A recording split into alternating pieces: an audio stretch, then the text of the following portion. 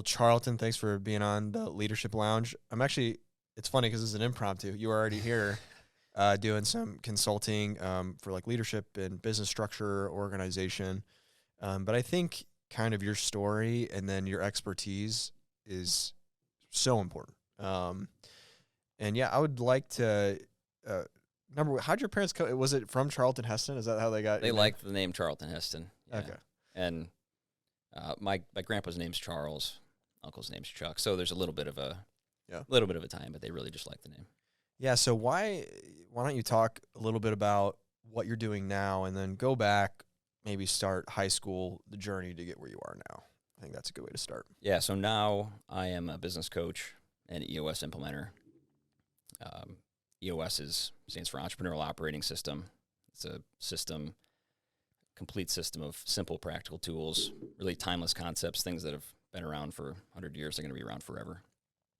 So they're really meant for the typical business leader to really help create a truly great business without creating a bunch of red tape, bureaucracy, and complexity. So that's what I'm doing now. Rewind it all the way back. I'm born and raised in South Bend, went to Indiana University, and actually studied accounting and finance. So maybe not typical accounting and finance guy to end up being in business leadership. Why did you want to do that? What was your long-term goal? Was it to be an accountant? Yeah, an auditor for the IRS? Everyone's dream. Right, good question.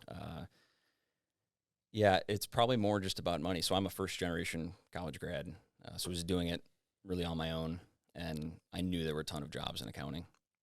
So that was actually the motivation then. So maybe went into the wrong field as it relates to my personality, but did it, and then and went full head in, and worked in big corporate out of college at a company about 3,500 employees, and then did public accounting, as you would do being an accounting grad, got the CPA, and then, oddly enough, went to a company that had 100 employees. So from really big to relatively small comparatively. And what was the reason to make that transition? Was it like better hours, or like an opportunity to be a part of like making actual change, or what was like the purpose? Yeah. So again, maybe not all for the right reasons, but still career progression. There was an opportunity to replace a longtime CFO at this company. I didn't know what I was getting into completely, as maybe is normal. I got there and we were doing bank reconciliations on ledger paper. Well, what year is this? Yeah, this is 2013. So just 10 years ago, and the whole company really looked that way. And so I went in there. We created perhaps the first budget the company had. So cleaned up some financials, got the month-end close to happen sooner, and then really quickly became operational, strategic. Ended up running the company. We discovered and implemented EOS and had some hockey stick growth. Over 2 years, we nearly doubled the value of the business, and then we sold. And so we sold to private equity. Mm-hmm. When I exited, I then looked back and thought, what did I really love about running a business? And it was coaching the owners and the leaders of that company, help them see a potential that they didn't know existed, and then helping them get there. So when you go to this company and you move into the CFO role originally, I'm guessing, were the owners like frustrated with the business and how things were going, and they're like, we need someone young who has some like technology experience and can like bring us into this new like what was their, because that's a hard transition, I'm guessing, as being an owner of a company. I'm sure they owned it for a long time of some sorts. Like that's a cognitive decision to hire somebody who's like, oh, this is going to bring forth a lot of change, especially on that front. Yeah, right. So it was third generation, family owned, and the third generation was really coming in to really take over. So I was kind of their first person on their leadership team, and so it was similar to what you mentioned. They weren't using a lot of Excel, not a lot of data analysis, and so they yeah, they wanted that. They wanted to push forward. They wanted to become better. They saw perhaps that there was this potential. Not sure how high that could have gone, and so that was kind of the impetus to bring me on. And then was their goal to sell the company when they hired you? They knew they needed to get into that next level of professionalism. And then was there like, because that would be hard, I would say, for me if I get hired for a position, because I mean, you don't want to go into a job like, oh, I'm prepping this place to sell, I don't have a job. Like, what did that look like and communication look like for that? So no, when I went there, if they knew it, they didn't tell me. That wasn't the plan. It was just to grow to. The owners would have been in their early 40s at the time, so young, long runway. And then really, the way that selling the company kind of came up was we were creating a ton of value, and we were getting noticed by a lot of people. And so we were getting calls all the time, and the timing was right. We were skyrocketing, and so it was the right time for them. And they had kids and third generation family owned. When you're thinking about passing down to another set, right, it multiplies out. Yep. There were 6 grandkids, and it just becomes really complicated. So right time for family, makes a lot of sense, yeah. Right time for the family, right time for the business. Yeah, I didn't really think about that with generational businesses. Like, how do you deal like with ownership? And I've heard of a few family-owned companies moving to like an ESOP, right? In different options like that. But I really didn't think about like, how do you keep that clean? Do you have like, you would have to essentially have shareholder meetings and stuff. And then I could see that causing like a lot of drama. Not to say that they had that drama, but I could see that being a nightmare, Yeah. My suggestion usually is, when you're going that far, right, 4th generation, and you have 5, 10, maybe it's 15, right? It could be a lot of shareholders. Or in that next generation, and it can get complicated to decide who gets what. Yeah. Some companies say you only get some if you're working in the business. Yeah.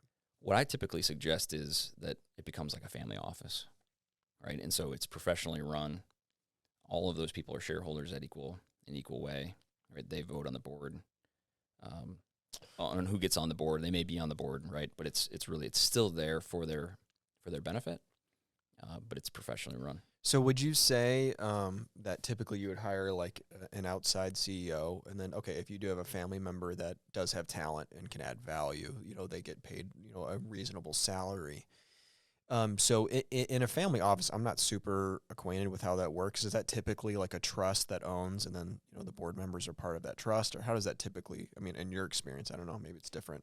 Yeah, it could, of course, be structured in several different ways. The way, I guess, what I was thinking about when I said that is that just everyone has their equal share, right? And it's either managed by someone, typically managed by someone if they have multiple holdings, right? If they're investing in multiple companies. Yeah. But and as your question of if there's somebody that adds value in the family and they want to work there, great. The way I've seen it the most successful is when everybody's just treated like an employee. Yeah. So if a family member goes out and they become a CEO somewhere else, if they become the most qualified CEO for that company, great. Yeah. So with that, so you're hired in at this 100 employee, small size company. You're hired in as the CFO. At what point are the owners like, okay, we want you to run the company? Like what traits, what disciplines, what things were you doing that like helped you? Like, because you started working there 2013, right? Yep. You were pretty young, I'm assuming. Right. And then how long did it take you to move into that CEO role, president role, and then what were like the factors that led to that? Yeah, so initially it was really just becoming really operational, working with different departments, whether that's the warehouse, production, and kind of cleaning up some things that they just hadn't cleaned up in a long time. And then we had an ERP conversion. It was a big lift. Yeah. So I led that. Was that NetSuite, or what did you guys move to? We had a pretty specific product that was called Batchmaster. Okay. For batch processing companies.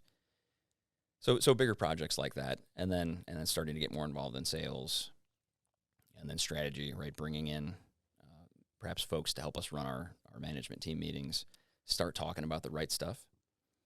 And so that was really it, right? Thinking differently, pushing forward, kind of being in the owner's ears on, hey, we could do things better. We could be more successful here, right? And that was kind of that speaking that potential that I was seeing, and then helping them get there.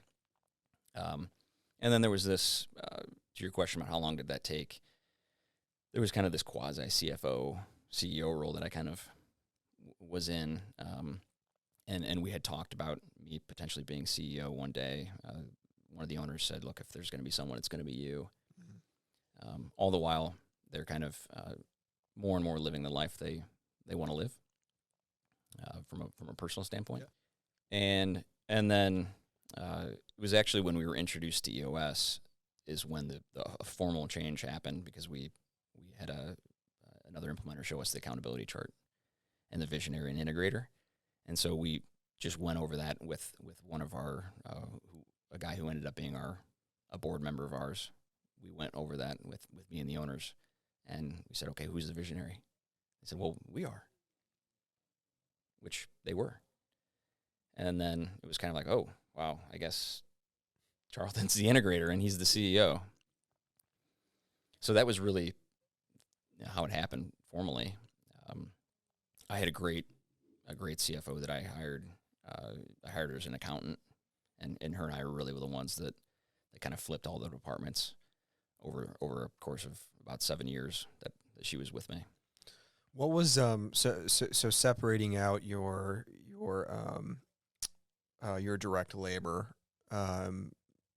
Was there a lot of turnover at the headquarters, the corporate side of the company, or did everyone kind of get on board? There was not a lot of turnover. Yeah, there were. Really?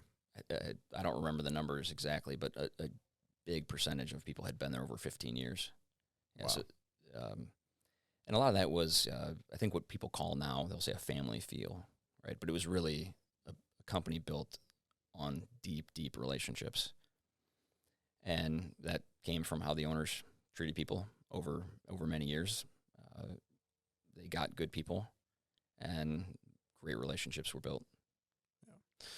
So you would define yourself as an integrator. Can you talk a little bit? We're going through like even our 90 minutes. I think that's a really good like separator of the visionary, and then what would you say their responsibilities are, and then the integrator, what their responsibilities are? Yeah, so that visionary that's the person. They're at 30,000 feet. They love flying up there. A lot of times that's the serial entrepreneur, right? They want to start stuff all the time. Yeah. They've got 20 ideas. 20 ideas before breakfast probably, and not as good at driving and staying focused on something for 90 days, right? Especially in a business. Yeah. The integrator, they're the person beating the drum day in and day out. They're driving accountability in the business. They're making sure all those trains are arriving on time. So different skill sets, right? The visionary, very much, from like a working genius standpoint, the inventor. Perhaps the integrator is the discerner of those ideas, because they're the ones actually integrating, right, the strategy that comes down. So visionary is creating that strategy. They usually are the ones who have that vision on culture as well, very people-oriented. And then the visionary, or the integrator, has then the functional areas all reporting to them because they're holding them accountable. Yeah. Right? So they actually make it happen. Yeah. So for people who run a small business and they want to have that family feel, I know some people might feel like those are contradictory things, professionalism and family feel. How did you, as an integrator, holding people accountable in those steps, how do you keep that family feel? You have that good like culture inside of your business. How are you doing that and also holding people accountable? Like what's like a good strategy behind that? Yeah, so if you look at Lencioni's 5 dysfunctions, he basically says you can have accountability with trust, high trust, and in fact, that's how you get there. And so to me, that's it. It's being real, really caring about the people, having trust with the people, and that takes building relationships. And the only way you do that is spending time with people. So when you're clear and you're transparent about about what you're doing as well, you can do that. And so you can actually have structure, accountability, because you're being clear with people about who we are, Yeah. what we're best at, where we're going. Right? Let everybody know that. And then you want people to be bought in. Some people may not. And so you want those right people as well. And so kind of the combination of all that stuff. Yeah, we focused, one of the main focuses of EOS and Traction is, and it's made popular in the book Good to Great, but right people on the bus and right people in the right seats, those two things, and then getting the wrong people off the bus. And I think that's like an you said actually something specifically, and it's, I think this is the one that is the hardest for people to digest, is getting, there's the wrong person in the right seat. That's right. So that's somebody who is killing it in their position. Might be a salesperson, might be, you know, maybe someone who's like maybe a CTO or something, someone who's like really good at technology, but they don't meet your culture. And they're kind of like, it's like, oh, they're at 150%, but they're bringing 10 people down 10%, right? How often when you're doing these things, is people like, you see the light bulb, but they're like, we got a couple of people like that. Is that pretty common that you see the wrong people in the right seats? Yeah. Do you mean from a leadership team perspective? Yeah. It's really interesting that I don't think I've had a client that I've worked with that when we do the accountability chart and we talk about core values that it doesn't change, because the light bulb always clicks on. Yeah. Because people just haven't done this work in this way, right? We build positions around people.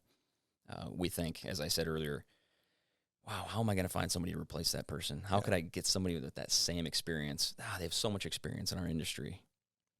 They're going to take clients of ours. And then when you finally make that move and get that person out, people say, oh my gosh, what took you so long? Yeah. And there's an immediate uptick in motivation and culture. So it's often that it happens. I had actually one this year that they made that change the day after we went over this.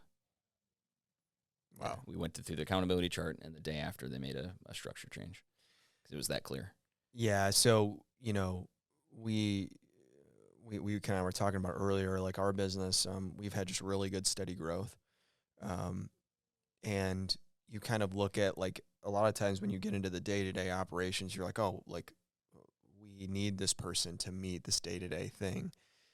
But it's really funny. We went through a period of actually over-hiring to the point to kind of see, like, people who met that cultural thing you were talking about. And, like, it's funny. We can track it month to month, but, like, our productivity went up, like, 30%. You know, it's, like, just by getting the right people in the right seats, and then, you know, counseling, helping the people who maybe aren't there. Yeah. But then also letting them know, say, hey, like, if you can't meet these expectations, this might not be the right position for you. And it's funny watching them see maybe getting left behind a little bit, and then they make the decision a lot of times, is what I've seen. Yeah, it's interesting tying that back to my comment about how do you build structure, still have that family feel. And I said, right, a lot of that was trust. You build a lot of that trust by getting the wrong people off the bus. And so if you don't, it's hard for people to trust you because you're basically saying, no, I care about the bottom line more than I care about the culture. Yeah. And in fact, if you care about the culture more, the bottom line actually comes. Yeah, I don't even know if it's right, but it got to the point where when we were hiring, you know, I advised our people to say, hey, I want you to say, like, if this characterizes you, you're going to love working here. But if these things characterize you, you're going to hate working here. Yeah. Because you're just not going to, you're not going to be a part of the culture. And it's funny, we were talking about earlier, just you go through a period of time where you have to hire and you maybe get the wrong people, how it can cost you years of headaches. And I think that's like a really important way to distinguish of, like, the cultural aspect is so important. So you're with that company, your CEO, you sell. Is it immediate, like EOS, or what's that transition period look like for you? Yeah. do you get a big bonus and you get to take a you get to take a couple month vacation? No, it wasn't. It wasn't a vacation. Yeah, it was about 4 months, 4 or 5 months, transitioning to a new leadership team, and then I hired a coach who's just been absolutely life-changing for me, and to really figure out what is it that I can do, what's the work that I do that is just inspiring. At the end of the day, I'm full of energy rather than just being toast. So it took me about a year working with a coach to really say, hey, I'm not going to run a business anymore. Now, of course, this could happen down the road, right? I could go back to doing it, but I'm not going to do that right now. So it takes some vulnerability to say, hey, I'm not going to do this. Like, giving that up, first to think it, then to say it, work through it. So that was about a year. And in the meantime, I was working with another company, helping them do some, buy a company for the first time, get some structure, who's now a client of mine. Yeah. When you say coach, are you talking about like a life coach, business coach? Like, how did you find that person? And then what are you focusing on with that person? Yeah, it's always hard to find the right word. I say professional coach. I would say life coach is like Yeah. kind of like, all right, they're helping you like post better pictures on Instagram. Yeah, I don't like the word life coach. I don't know why, but it's just been overdone. Yeah. Yeah, and so I went in with the intent of wanting to figure out professionally what is it that is going to give me life. What I found is that I had to get really vulnerable from a personal perspective. Yeah. And so it truly became really, really personal. And part of that was to really figure out, who am I? So is there a little bit of therapy? Yeah. There's coaching. We went through, of course, like the typical like DISC, and we went through StrengthsFinder to really figure out, what comes out in certain situations for me. I mean, to be honest, I talk about my wife and our relationship as well with her, because if you're not good out in the other realms of your life, you can't be at your peak professional performance. Yeah. And so we talk a lot about that. There's certainly tie-ins from how you deal with your personal relationships to then how do you deal with them in your professional life. So I'm not sure if I answered that, but personal, professional. Yeah. So how did you find this person? Yeah. Actually through our EOS implementer. Okay. Yeah. They share an office, and when I told our implementer that I was thinking about moving on, she gave me the recommendation. And so now, whenever I tell my story, I'm usually pouring out my soul about this life-changing coaching, and now I try to pass everybody I can to her. Yeah, it's interesting. So, like, what does something like that cost? How like frequency? Yeah. How does that work? Oh man, there are a lot of different models for this, but let's say anywhere between $250 an hour to $750 an hour, and the frequency is weekly or monthly. I'm at monthly at this point. Yeah. So we meet for about an hour and a half every month. Yeah, and is that like pretty like same with EOS? Is that pretty like you go through like a criteria like every single time, like questions like, hey, how is this? Go through like, or is it just kind of open? Yeah. So for me, it's definitely open. I usually, a week before we're meeting, I'm thinking through. She usually kind of pings me and says, hey, make sure you're thinking about what it is. I journal quite a bit, so I usually have those things kind of on top of my mind. And then if there's something specifically that I'm either struggling with, want to talk through, we'll do that. Yeah. There have been plenty of times though that I have nothing, and in just kind of an update, when I'm talking about updates, she kind of pulls the thread on something that's really important, and it becomes a transformational meeting. So what makes some, okay, because like ultimately there's like a couple, we talk about things that are like overdone. Like when someone says I'm a consultant, I'm like, right, you've never owned a business before. It's like someone who likes giving people advice. What characteristics of this person are like, because you, from the little bit I do know about you, like pretty disciplined, and you hold things in pretty high regard. what characteristics does this person have that'd be like, oh, this is like what you need to find in like characteristics, stuff like that. Yeah. Number one is probably that they're not giving you advice, right? Interesting. Right. So you want somebody that when you're talking to them, you feel like the most important person in the world. Like it should be somebody that you've never had somebody listen as deeply as that person to you. And so you can feel that, and then they end up just pulling out what you're saying. They hear things perhaps differently than you hear them, and pull out some really important things. So not giving advice is really important, right? Because my coach actually told me this in one of our sessions. Look, it was actually related to how I manage people and how I work with folks. She said, look, I don't come in here every day and you tell me your problems and I just give you all the answers. And it kind of a light bulb flipped for me, right? It's actually, she's leading me and guiding me there, asking the right questions. But when we figure those things out in our own mind, right, connect the dots, it sticks so much better rather than just, oh, here's what you should do, right? I've tried that probably too many times with my wife to know. I can't solve the problem just by telling the solutions. So is this person like a licensed therapist, or is it just because I know the people that you're talking about, and I don't think particularly they have to be trained. I think some people are actually naturally just bent towards that, and people who are naturally bent towards that go into that field, and get licensed. So because like I think for a lot of people they hear vulnerability. I'm sure you talked to this person about some pretty deep things, and everyone needs that in their life. Is this like kind of the same protection you have like with a therapist? Like, hey, everything we talk about here is confidential, and then talk a little bit, about that. Yeah, of course, the confidentiality is there. My coach knows me and knows the way I tick better than probably anybody else in the world. And I've shared, except your wife.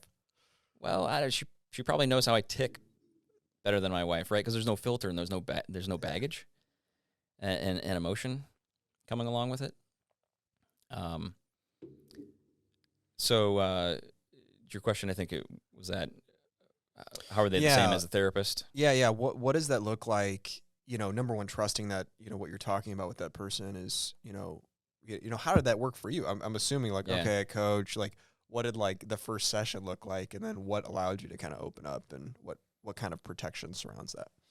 Yeah. So I was at a point where, a turning point in my career, perhaps, coming off of selling a company, having some rapid growth. I was burned out. So really for me, it was I'm done. I'm ready to jump into something. I'm willing to kind of pour my soul out. And so for me, I was vulnerable really, really fast. And so we started with like a 4-hour session and really digging into my why, digging into my past. And so for me, that trust was kind of gained immediately. Yeah. I don't know that I can describe that. Sometimes you just feel it, right? You have a connection with someone and you just feel really, really good about it, right? You can start to feel their energy. Perhaps for others it takes longer, of course. But for me, it was a lot of that, just the moment we were in. When we sold the company, we were actually in diligence for a full year. Yeah. We were selling to another buyer for about 4 months, and it fell apart at the 11th hour, which was May. And then we went right back out to the market and started back up in July to December. So we were doing that hockey stick growth while in the middle of diligence, and we didn't hire a broker either. So we were doing it all. Yeah, I think people don't know. So I sold my first company last year. And, I'm thinking like, oh, like deal with SBA, like this will be simple. It's a pretty, like a small business. It wasn't, I think there was maybe less than 10 employees on that side. And, the guy who was buying it had ran it for 8 years. It took, from the time we started, it took about 7 months from the time we closed. Mm-hmm. It's like, and I'm not joking. I have an email string that has over 90 separate like entries of like, and that doesn't even include other stuff with like legal and accounting. I spent, and like it was not a large sale, but I spent tens of thousands of dollars on legal and accounting myself on top of doing a lot of the work myself. It's a nightmare. Yeah. Even if you have perfect books, perfect everything, you're dealing with people with egos. You're dealing with like last minute, like cold feet, or you're dealing with like people are like, actually, we're not going to buy it, but we'll buy it for cheaper. And then and then you're That's so right. tired. You're like, oh, just get this done. Yeah, I know. Yeah, all of that stuff. That's all right. I think I ended up filing all of my emails, and it was like over 2,000 emails Yeah. that I had from that. And so, right, relatively small business, small, medium sized. We talked earlier about all the hats that you wear, and so you're wearing those hats, still growing the business, and also you have this new full time job of selling. So it was that back half of the year selling was. I kept sacred at kind of 5:30 to 8 time with my family. Yeah. Outside of that, there was about 4 hours of sleep, and the rest was nonstop. Looking back, because tons of people either are buying businesses or selling, and you've done both. You've helped people do both. In selling the business, looking back, like what would you have done differently, or how would you have prepared differently for that? Yeah, it's a great question because people typically don't do this the right way, in my opinion. Most of the time, people they get an offer from off the street, and then they like, wow, it's a lot of money. I'm going to take it, and all the while you haven't prepared. I think it's a 1 to 2 year process to get. First of all, if you want to get the most out of that sale, right, for 1 to 2 years, you're making every decision based on valuation. Yeah. You're getting aligned with your attorneys, your CPAs, right? Any other advisors that you have, and making perhaps doing some pre-diligence to make sure that you have everything you need, all of your ducks are in a row, you've got all the documentation, so that when you go through it, it's a lot smoother. So there's a lot from a structure standpoint. You may be thinking about it too, right? If you're the visionary and you want to exit, if you want to sell the business instead of selling yourself, yeah, you want to think about that, right? If you want to get out of there. So we talk about this in EOS about it, right? Having the processes and actually selling the business. Yeah, I think the biggest thing I look back at, I'm like, why didn't I do this? It would have saved me tens of thousands of dollars. Is I would have stopped the first thing I would have done is I would have stopped all communication. I said, I want every single person who's involved in this process in one meeting. And I want every person to go, what do you need? And who do you need it from? Yeah. Because I am telling you, the amount of crisscrossing and trying to connect people who need to get done, it was an absolute. And these are people who they're bankers and brokers, SBA. They had no idea what they were doing. Yep. It was incredible. Everyone thought everyone else had a different job. I would have just, if I could go back, the first meeting would be like, I don't care. I'll pay my CPA. I'll pay my lawyer. I want everybody here for an hour, 2 hours. Everyone say what they need for the whole process, start to finish, and then be like, okay, email me when this is done. Email me when this is done. I would have saved 4 months, 5 months. Yeah, I would have just started it. I would have started it sooner. I would have said, hey, we are absolutely selling in 2 years. Let's do everything to make it cleaner. Yeah. And maximize valuation. I think that's good advice. And then you had said that you would help somebody buy a business. Right. I follow a couple of different podcasts, and they talk about it's like, no, I have heard like what they said was like 90% of the time, the thing that they bought is like not at all what they thought they bought. It's like either the sales were skewed on purpose or on accident, the cash or how loyal employees are, like all these things. So I'm curious on buying a business, how that went. What'd you learn on the other side? I learned that going through diligence twice is definitely helpful, being on the buy side. And so this was a much smaller buy than our sell was. And I think we generally got what we thought we were getting. It was a company that had a pretty experienced staff, a lot of folks that are probably ready to retire. And so we weren't really buying the company to stand on its own. Yeah. Right. We were kind of buying it to fold it up and eliminate some expenses, but gain some customers as well. So I think there, generally pretty good. I think the same thing that I learned on the sell side is the operational piece is so important, and there's just not enough time and thought put into how are we actually going to transition operations day one to day 365, and that's probably where in that case I would have done it differently. I would have had a much tighter plan on how we were going to do integration. Yeah, I've learned a lot in this side. So my business partner actually wrote the book, How to Sell Your Business for Dummies. And he just owns Sunbelt Brokers. So it's one of the biggest business brokerage, conglomerates. And this is the advice I got is, and the experience I got through buying a company, count all the inventory yourself. Because really, if you look at a balance sheet, there's only a few places to hide money. There's your cash, which is pretty simple. What's in your account? Your debt. How much actual debt do they have? Accounts receivable and inventory. Really outside of that, it operates very similarly to a P&L, equipment and stuff. Hire a consultant to value the inventory and equipment because you don't know. Especially if you're going into an inventory where you don't know what that's worth. Churn rate is important. How long have you had this inventory? Is it good or bad? I mean, there's a million different ways for you to hide that, but hire experts to value things that are on the balance sheet that are going to be involved.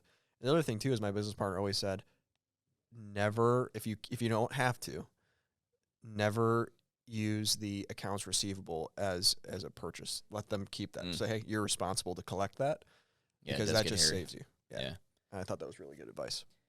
Yeah, I think that's really good advice, that trust experts. Don't think that you know how to do this thing that you've never done before. Yeah. Better than the people that do it for a living. Yeah. That's really, really good advice. And a lot of people think that I'm just going to save a buck and not pay the experts. Yeah. And make sure you get it done right the first time. Otherwise, it comes back at you. Yeah. So you've been doing EOS for a while.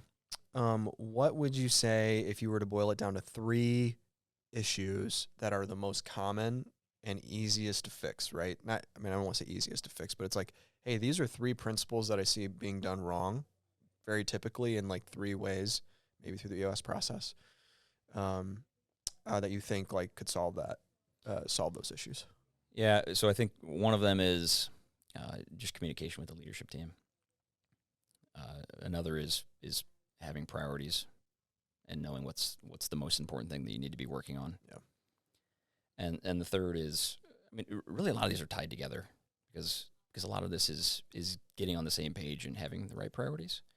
So having the right meeting pulse is really important because you almost can't do the rest of it without that. Yeah. So I'll start with maybe the priorities. That we have a ton of stuff that we're working on day to day. Of course, there's a ton of important things. We're doing a lot of great work. Most of the clients that I work with, they've tasted success and they want to be unbeatable, right? So this isn't because they've never done it before. Yeah. They've done it from a personal level, from a company standpoint, and they want more. They're wearing a bunch of hats, but everybody's not on the same page with what they're doing. So creating rocks is huge, and holding yourself accountable to it is huge, right? Not being within a quarter and saying, well, something else came up, so we're gonna change this rock, or we're gonna do something else. If we change it all the time, then we really don't have priorities. Yeah. So that's really important. Maybe just the other one I'll touch on is the meeting pulse. Yeah. Getting together every week and talking about what are the most important things, right? From your scorecard to making sure that those rocks are on track, to then solving issues that are just, those are the key issues that you need to be solving, to making sure you're moving forward as a company, right? Achieving your vision. It's just so important. And so within that, one of the big problems within that meeting is that people want to give way too much information, right? Yeah. Usually we're wearing all these hats, which means we're deep into the business. And so part of the EOS process is pulling yourself out of that tall grass, right, the whirlwind, and realizing I can let go. I don't need to know everything. And so, typically maybe from the CFO, specifically detail-oriented person, they want to tell the whole story on why there's an issue. And so we say, just rip the Band-Aid off, right? Yeah. Who, one sentence, whose issue is it? Who can solve it? And just one sentence, give me the issue and rip it off. What is that saying? Keep it simple, stupid Yeah. kiss. Yeah. I think that's like great advice. I think ultimately communication. I think one thing we talked about too between the visionary and the integrator is like, at least myself, I can struggle a lot of times taking what's in my head and like explaining it like at an operational level, and having that filter with the integrator and doing that is important. But I think like what is it, like knowing yourself, know thyself. Yeah. Is that Nietzsche? I think that said that. One of those people.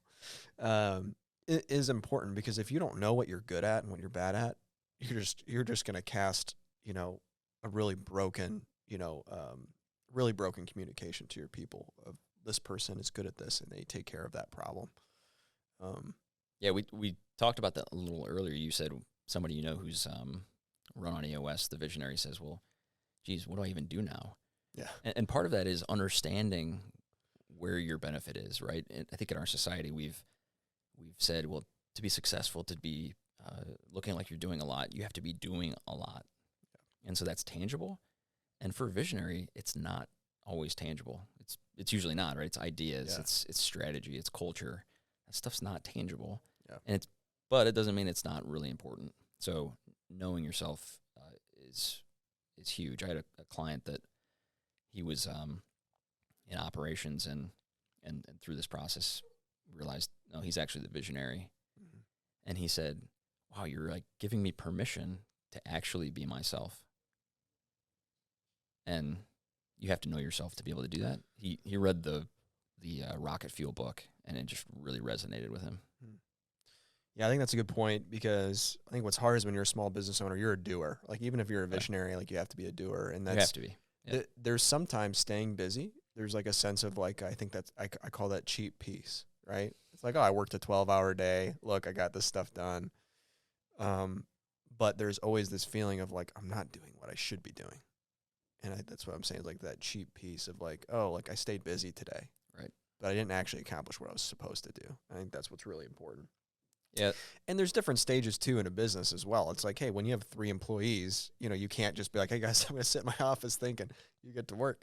There is a transition period. And I also talk about the challenges too around, I was in the military for 12 years, the rule of 7, like one person should not be in charge of more than 7 people. And I always said like, there's these really hard transitions between, oh, I'm like when you're an owner and you have 3, 4, 5 people, you're their direct leader. Okay. And then you have to hire someone to manage them. So you're managing a manager. And there's the next transition where I'm managing a manager that's managing managers. And Right. then so on and so forth. Each one of those is a really, really hard transition where being visionary and having an integrator is very, very important. Otherwise, there's going to be a lot of crossing over consistently. Sorry, I'm hungry, so my stomach is like roaring. No, it's interesting that the rule of 7, we talk about 3 to 7 a lot in EOS, right? The leadership team, 3 to 7. Our goals for the year, 3 to 7. Yeah. Rocks for the quarter, 3 to 7. It's the same thing. Yeah, it's incredible. The military army, they have a lot of their issues as an organization, but you look at the macro level leadership and how it's set up and the research that they get from like motivating accountability. The fact that the United States military, the one thing like if you look at what we excel over any other military is the fact is when chaos ensues, like there's still order. Mm-hmm. You know exactly who you report to. You know exactly who's in charge. You know exactly how to make the decisions. But it's not based on this exact thing happening. It's based on like, it's just the decision-making process is so ingrained from top to bottom in leadership. And I think as a company, that's important too, because ultimately like, hey, this just happened, go. And then everyone knows what they need to do and who they need to talk to. Yeah, that's right. Yeah. We talked about that with the process, right? Yeah. Process component. Making sure you don't have those one-offs. Yeah. So I'd like to delve more into a personal side too. We've talked earlier. You seem like you're a very disciplined person, either on diet or exercise. Can you talk a little bit about, have you always been like that? Is that part of meeting with this, not the therapist, but your coach? Yeah. coach? And then, how do you feel like that fuels your personal life and then also your business life? Yeah, so maybe start with, have I always been this way? Maybe to some extent that I didn't realize. It's definitely stronger probably in the last 10 years, last 5 years even more. part of it is just deciding who you want to be. Yeah. And so at one point I had heard, of course, everybody's heard, who you surround yourself with, you become. Yeah.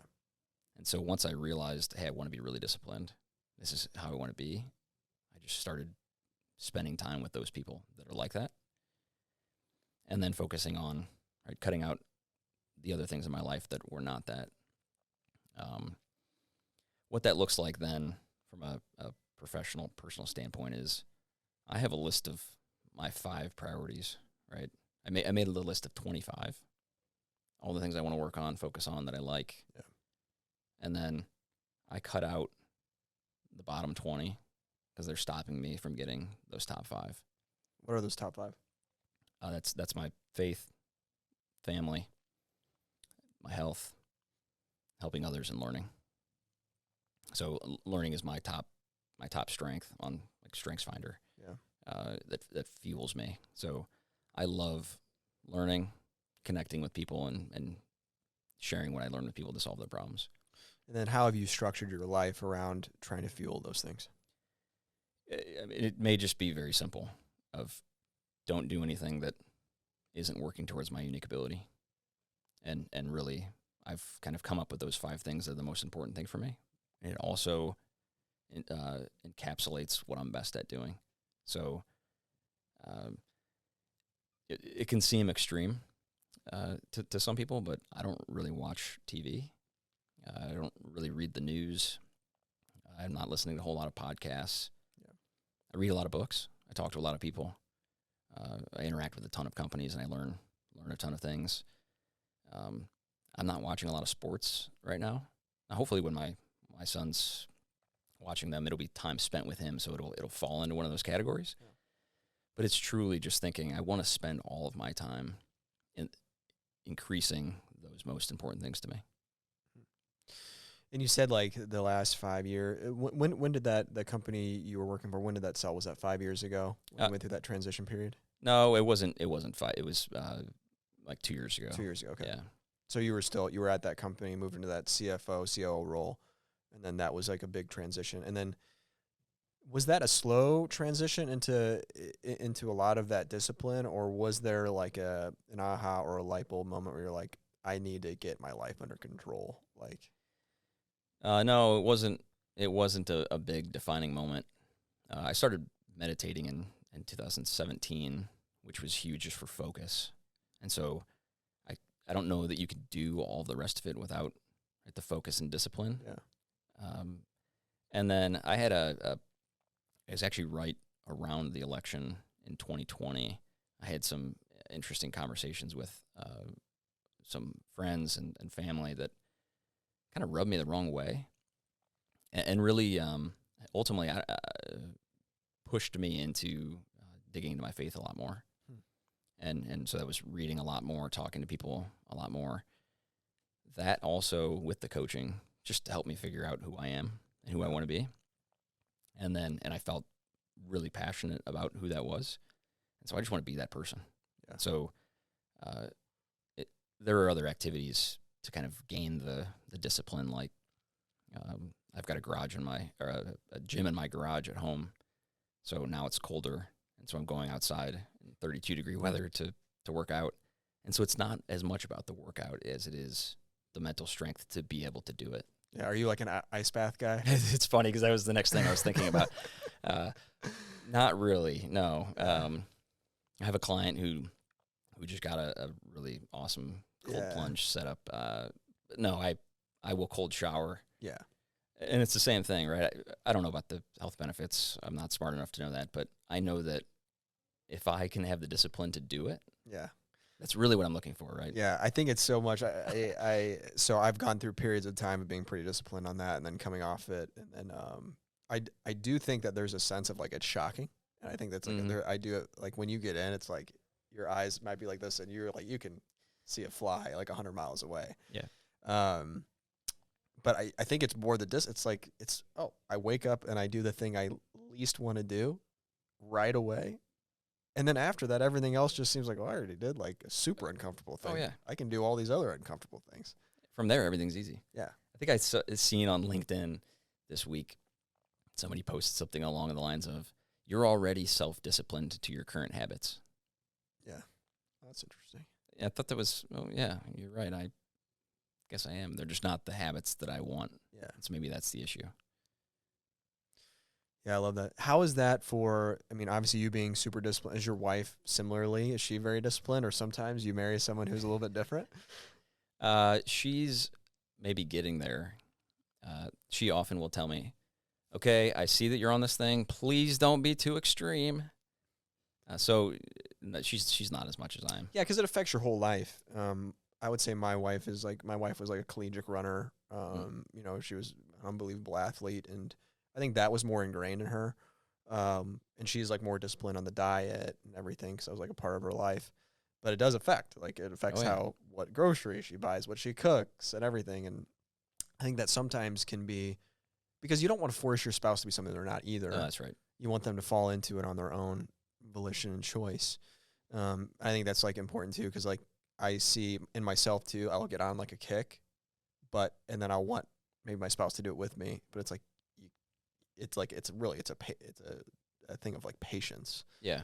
And stuff like that. Yeah, I think I just read a Ryan Holiday quote that said, "Our discipline is contagious." And so, right, don't push it on other people. Yeah. It's your discipline. It's contagious. And if it's not, how strong is it really? Yeah. So, and you're right that, you know, pushing it on others, it's that's not what they've chosen, and that's okay. And you know, I think as it relates to my wife, her and I came from some different sides of the spectrum on a lot of different things, and I'm so thankful that we did. Yeah. Because I've become more like her, and it's a good thing. I would be a miserable person if I didn't have her. Yeah, when I talk with people, my wife very much, she's really good about, if I have ideas, but she'll tell me, she's like, "This is a terrible idea." Yeah. So like, if I would have married someone who was also entrepreneurial like I am, Right. I would have like 10 businesses that probably do less, you know, than I have now. And I think, you know, marrying somebody different really helps you focus on like the important things. Yeah.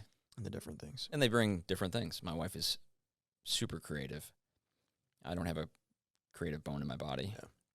And so, you know, if it wasn't for her, we would live in a black and white house that's has one spoon, one fork, one plate, one bowl, and that's about it. Instead, we have a very welcoming plethora of utensils. Yeah, and a very welcoming home. It's great. It's funny you said that, because I am the same way. We're redoing the first floor of our house, and I'm just like, I want all the walls to be white. And I want like 5 pieces of furniture, and like all of our kids' toys, they're in the basement, because I don't want them, you know, cluttering. I don't like clutter. Yeah. But you know, probably I'm glad I have my wife. It looks a lot less like American Psycho-ish, you know. So, but yeah, it's funny you say that. So kind of like close out the episode. I appreciate you being on. Just with your experience and you getting to look into these other businesses, and I think more from a personal discipline aspect, if you were to give some entrepreneurs some advice, maybe people who feel overwhelmed, because I feel overwhelmed at times, what's like maybe 1, 2, 3 little things that someone can do in their personal life just to help them to be a better leader and to be a better servant to their employees? Yeah. You want to know completely just personal? Is that? Yeah, I think so. Yeah, I think it all ties together too. So part of it is you need to have people that you talk to, and that you can trust. Maybe how that ties into business is, you don't need to know everything, but know who to ask for help and when to ask for help. Yeah. So I think that from a personal standpoint, that works from business as well. We talked about it early, knowing yourself. Yeah. Do the work to really know what your strengths are. Working Genius is out there now, and I think it's relevant that just because you're good at something doesn't mean that it doesn't burn you out. Yeah. So again, right, know who you are and do that thing. And then maybe thirdly, just decide who you want to be, and then do the things to be that person. Yeah, I love that. Well, Charlton, thank you for being on. Yeah, thank you. And, EOS Traction by Gino Wickman. I've read the book multiple times. It's really good practical stuff. But if you ever need someone to help implement that, that's your expertise. So thanks for being on. Appreciate it. Thank you. Done.